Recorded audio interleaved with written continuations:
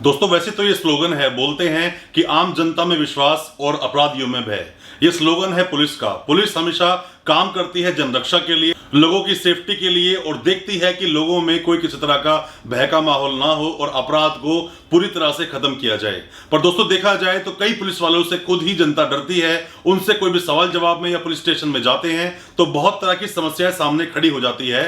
Police में विश्वास की जगह लोगों में भय का माहौल है।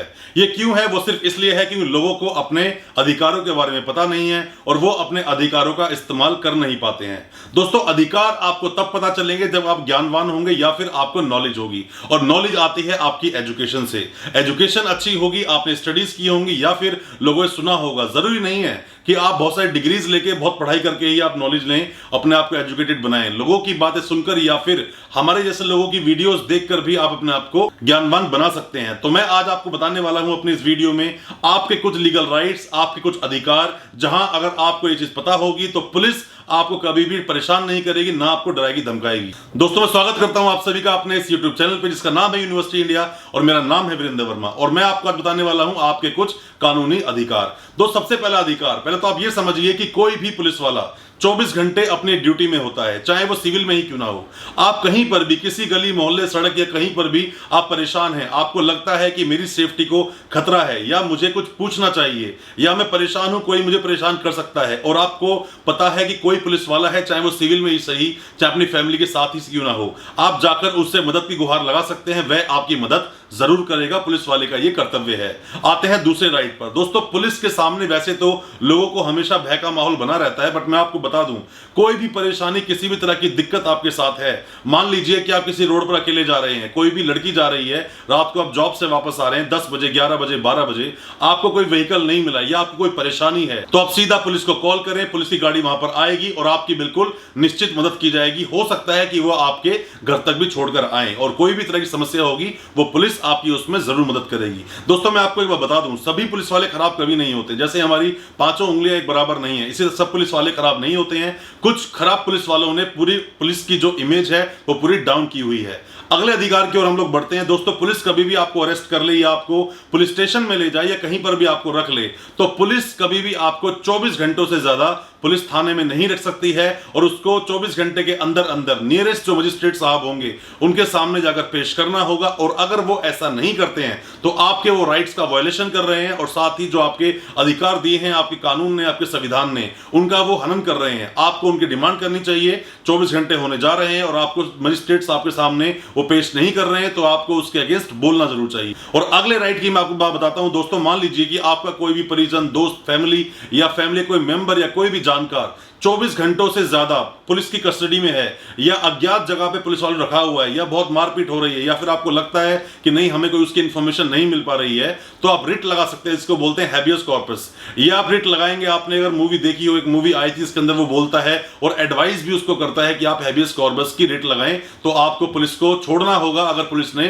24 घंटों से ज्यादा कस्टडी में रखा गया है तो। साथ ही मान लीजिए किसी भी व्यक्ति को अरेस्ट कर लेती है पुलिस, 24 घंटे में जाकर पेश करती है, तो हथकड़ी लगाकर उसको कभी भी जाकर कोर्ट में पेश नहीं किया जा सकता। अगर ऐसा करते हैं कि लाइव, मैंने एक बार एक एग्जांपल देखा था कि कोई एक व्यक्ति था जिसके ऊपर इल्जाम लगाया गया था रेप का, तो रेप केस के अंदर जब पुलिस उसको लेकर गई और सामने जब मजिस्ट्रेट साहब के सामने पेश किया गया, वो हथकड़ी में था, तो वहीं पर मजिस्ट्रेट साहब ने पुलिस को भी फटकार लगाई और बताया कि हथकड़ी लगाना ये इल्लीगल है। क्योंकि दोस्तों एक जजमेंट आया था, Prem Shankar Shukla versus state of Delhi, जिसके अंदर की चैलेंज किया गया था पंजाब का उस जजमेंट के ऊपर, जिसमें बताया गया था कि कोई भी व्यक्ति अगर कस्टडी में है तो उसको हथकड़ी लगाकर रखा जाए। पर जब इसको चैलेंज किया गया और इसका जब ऑर्डर आया तो उसमें बताया गया जब तक वो अपनी अरेस्ट को किसी भी तरह से, अगर वो भागने की कोशिश नहीं कर रहा है या फिर उससे खतरा है कि कोई व्यक्ति अगर उसको खोल दिया जाए तो ऐसी कोई कारस्तानी कर सकता है, किसी का मर्डर कर सकता है, भाग सकता है, और भी बहुत सारी चीजें, तो उसको हथकड़ी लगाई जा सकती है। बट किसी भी व्यक्ति के जो पहली बार अपराध करके आया है या फिर वो अपनी कस्टडी पुलिस को दे चुका है, तो उसे हथकड़ी लगाने की कोई किस तरह की जरूरत नहीं है। आपने देखा होगा संजय दत्त के मामले में संजय दत्त पर जब टाटा लगाया गया था उसको हथकड़ी लगा कर लेके जाया गया था।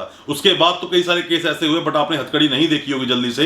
हथकड़ी लगाना इलीगल है। हथकड़ी लगाकर कोर्ट परिसर में लेकर जाना, सामने खड़ा करना मजिस्ट्रेट साहब के सामने, वो भी इलीगल है। क्योंकि अक्सर देखा गया है जो लोग जेल में बंद होते हैं उन्हें हर 14 दिन के बाद, जो कस्टडी होती है 14 डेज की, हर 14 दिन के बाद मजिस्ट्रेट साहब के सामने पेश करना अनिवार्य होता है। बट उसमें भी हथकड़ी लगाना इलीगल है। हथकड़ी लगाकर मजिस्ट्रेट साहब के सामने पेश नहीं किया जा सकता किसी भी कैदी को या किसी भी मुलजिम। दोस्तों 46 का सबसेक्शन 4 सीआरपीसी का ये बोलता है कि किसी भी महिला को, अगर महिला ने कोई भी अपराध किया है तो उसे सूरज ढलने के बाद और सूरज उदय से पहले अरेस्ट नहीं किया जा सकता, जब तक कि जो परिस्थितियां हैं बहुत ही विपरीत ना हो या बहुत ही क्रूशियल ना हो। और अगर ऐसा है भी तो पहले जाकर मजिस्ट्रेट साहब से परमिशन लेनी होगी, और जब उसके बाद जब कोई भी उसको अरेस्ट करेगा तो अरेस्ट करने के लिए भी कोई भी महिला पुलिसकर्मी ही जाएगी और वही उसको अरेस्ट कर सकती है।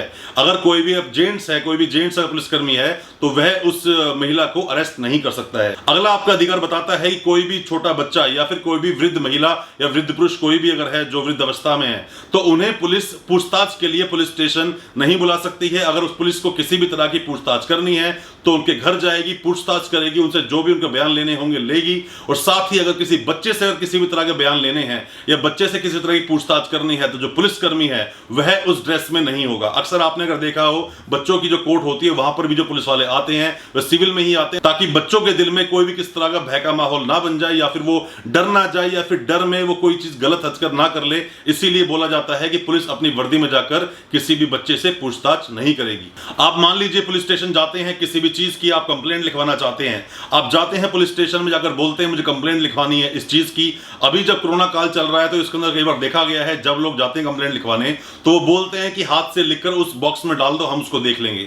दोस्तों मैं आपको बताऊं कि पुलिस कभी भी ये चीजें बोलकर कि अभी रात हो रही है आप सुबह आओ या फिर अभी कोई भी ड्यूटी अफसर नहीं है आप बाद में आना, ये बोलकर पल्ला नहीं झाड़ सकती अपनी ड्यूटी से। अगर पुलिस ऐसा करती है तो इलीगल होगा और वो आपके राइट्स का वायलेशन कर रहे हैं। आप अगर चाहते हैं कंप्लेंट लिखवाना किसी भी पुलिस स्टेशन में जाकर आप जाएंगे, आप बताएंगे और उनको लिखना पड़ेगा।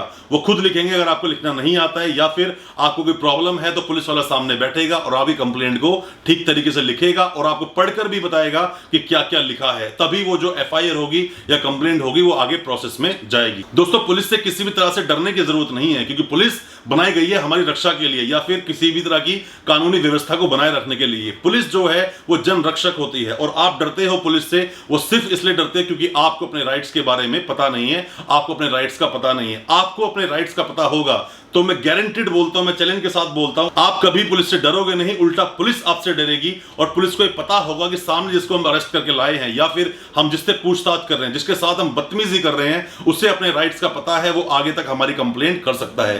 दोस्तों एक बात याद रखें, हर पुलिस वाले के ऊपर एक सीनियर है। जो सीनियर को कंप्लेंट जाती है तो जो जूनियर होता है उसके पूरे करियर पर एक धब्बा लग जाता है अगर उसकी कंप्लेंट ठीक तरह से कर दी जाए तो। इसीलिए सब लोग बचते हैं, सही पुलिस वाले बचते हैं गलत करने से या फिर लाइन हाजिर होने से। लाइन हाजिर क्या है उस पर हम एक इंडिविजुअल वीडियो बनाएंगे, आपको बताएंगे, और हथकड़ी कब लगाई जा सकती है कब नहीं इसके ऊपर एक इंडिविजुअल वीडियो बनाया जाएगा ताकि आपको हम लोग डिटेल में बता सकें उसके बारे में। दोस्तों साथ ही जब पुलिस करती है किसी व्यक्ति को अगर गिरफ्तार तो गिरफ्तारी के समय उसके क्या क्या अधिकार हैं, किस किस तरह से पुलिस अरेस्ट करेगी, क्योंकि पुलिस को अधिकार मिला है सीआरपीसी 41 में कि वो आपको अरेस्ट कर सकती है। बट अरेस्ट व्यक्ति के क्या क्या अधिकार हैं, कैसे कैसे पुलिस कार्रवाई को पूरा करेगी, क्योंकि right of arrest and justification of arrest ये दो बातें अलग अलग चीजें हैं। क्योंकि पावर तो है पुलिस के पास अरेस्ट करने की, बट वो ऐसे भी ज्यादती आपके साथ नहीं कर सकती है जिससे कि आपके जो खुद राइट्स हैं या फिर किसी भी व्यक्ति की जो मान है उसको किसी भी तरह से हानि ना हो पाए या किस तरह से उसके दिल को या फिर किसी भी तरह शरीर को कोई कष्ट ना मिले। आप एक जजमेंट पढ़ सकते हैं जो कि आया था D K Basu versus state of West Bengal का, 1997 में जजमेंट आया था। आप इसको पढ़ेंगे तो पूरा आपको पता चलेगा। दोस्तों मैं आपको बता दूं, जिन लोगों को कानून के बारे में नहीं पता है तो हमारे देश का कानून चलता है जजमेंट्स पर। जजमेंट जो पास होते हैं सुप्रीम कोर्ट से वही एक लैंडमार्क जजमेंट बन जाता है जिसको फॉलो करना बहुत ज्यादा जरूरी हो जाता है। पुलिस आपके घर पे आपको गिरफ्तार करने आए, गिरफ्तार कर रही है तो आपको अधिकार मिलता है सीआरपीसी 50 सबसेक्शन 1 में पूछने का कि किन जुल्म में या फिर किन बिना पर पुलिस आपको अरेस्ट करने के लिए आई है। आप उनसे बिल्कुल पूछ सकते हैं। कई बार पुलिस बोलती है कि ज्यादा कानून पता चल मैं तेरे थाने में बताता हूं, तो दोस्तों आप जाइए, आप उनको ठीक है मुझे थाने में चलकर ही बताइए, और थाने अगर लेकर जाते हैं तो साथ ही आपको एक अधिकार और मिल जाता है, वो है 41D CRPC, जिसमें आप अपने वकील से मिलने की मांग कर सकते हैं और जब तक आपका वकील वहां पर ना आए तब तक सिर्फ आप अपनी डिटेल्स, मतलब अपना नाम, अपना पता और कुछ और इंफॉर्मेशन आप दे सकते हैं। पूरी इंफॉर्मेशन देने की बिल्कुल भी जरूरत नहीं है। आप उनसे बोलिए जब हमारे वकील साहब आएंगे मैं तभी आपको सारी बातों का जवाब दूंगा, उससे पहले मैं कोई भी जवाब आपको नहीं देना चाहता। यह अधिकार आपको आपका कानून देता है, आपका संविधान देता है। और दोस्तों, अगर आप डरते हैं पुलिस से बिना बात में, तो यह आपकी खामी है, आपकी गलती है, आपकी नासमझी है, क्योंकि आपको ज्ञान नहीं है। दोस्तों, इसी तरह से हमारी वीडियोस देखते रहिए और मैं आपको बताता रहूंगा आपके कानूनी अधिकार और कहां कैसे कैसे पुलिस के सामने आप खड़े हो सकते हैं। क्योंकि पुलिस से डरिए नहीं, पुलिस के सामने खड़े होइए। पुलिस खुद आपकी रक्षा के लिए है। अगर आप उनसे डरते हैं तो दोस्तों, जो ये मैंने स्लोगन आपको बताया था कि आम जनता में विश्वास और अपराधियों में भय, ये उल्टा चल रहा है सिर्फ इसीलिए क्योंकि आपको ज्ञान नहीं है। बहुत बहुत शुक्रिया दोस्तों, धन्यवाद हमारी वीडियो के साथ बने रहने के लिए। और आपको अच्छी लगी हो आज की वीडियो तो हमारे चैनल सब्सक्राइब करना बिल्कुल ना भूलें, साथ ही लगा बेल आइकन जरूर दबाएं ताकि इसी तरह की लीगल अवेयरनेस और एजुकेशनल वीडियोस आपको मिल सके सबसे पहले। बहुत बहुत शुक्रिया दोस्तों, धन्यवाद हमारी वीडियो के साथ बने रहने के लिए।